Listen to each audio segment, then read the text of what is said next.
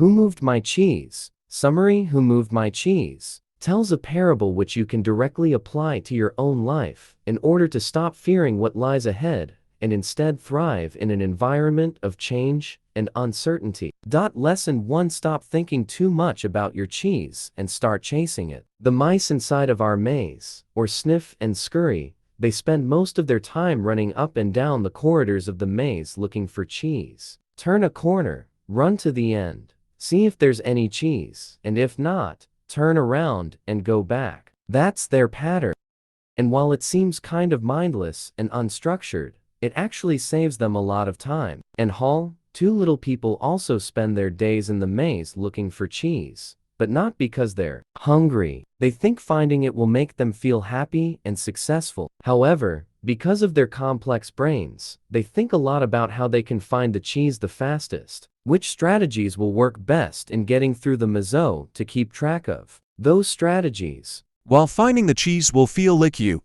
And they'll finally find a 10. Of course they wonder if there even is any cheese in the maze at all every time they turn another empty corner. Life is the same. Every minute you spend wondering what success looks like, how to get it, whether it's possible, and how you'll feel in the future is a minute not spent working towards it. Humans are complicated beings, but that doesn't mean we have to make everything complicated. Be more like a mouse and just start running. Lesson 2: Even the biggest cheese doesn't last forever, so try to see change coming. Sniff and Scurry soon found a big stash of cheese at Station C, and even though they enjoyed snacking a bit of it every day, they kept paying attention. The amount of cheese kept declining slowly. However, they settled there and quickly grew accustomed to the new status quo. The cheese fest they indulged in every day soon became the center of their lives, as they thought it was the fair reward for all their hard work. They were so preoccupied with the cheese that they didn't notice how it was disappearing one piece at a time, and how some corners of it even got moldy. One morning, they woke up only to find someone had moved their cheese stop. This left Hem and Haw sad,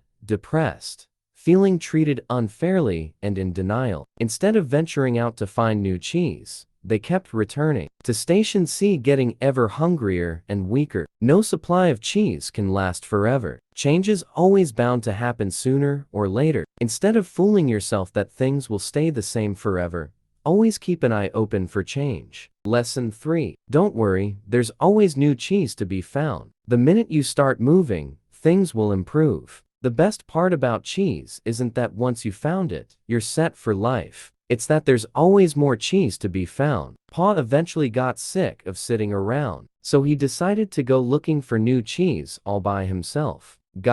Once he started moving, his situation instantly got better. Yes, he just found a few bits and pieces of cheese here and there at first, but this was a lot better than doing nothing and being paralyzed by fear. After having found the courage to move on despite your fears, once fears grip on, you will never be as strong as it used to be. Hor realized the accumulated fears in his mind were a lot worse than even the biggest challenges he encountered. Full of confidence, he kept exploring the maze until he eventually found Sniff and Scurry at Station N, where the three of them shared the new cheese they had found. Who Moved My Cheese review.